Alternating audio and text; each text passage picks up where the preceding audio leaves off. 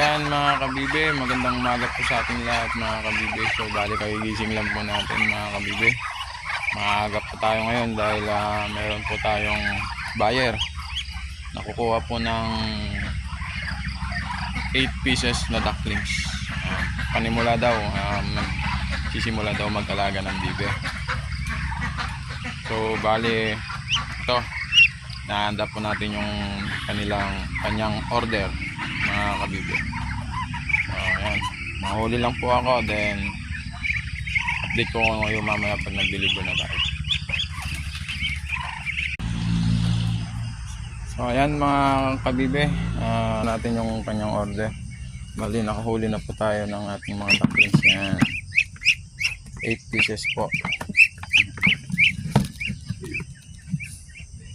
Dito po natin siya ilalagay.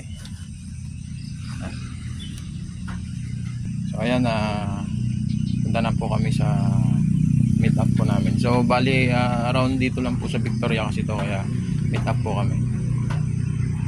So ayan, update ko kayo mga idol pagka doon na tayo.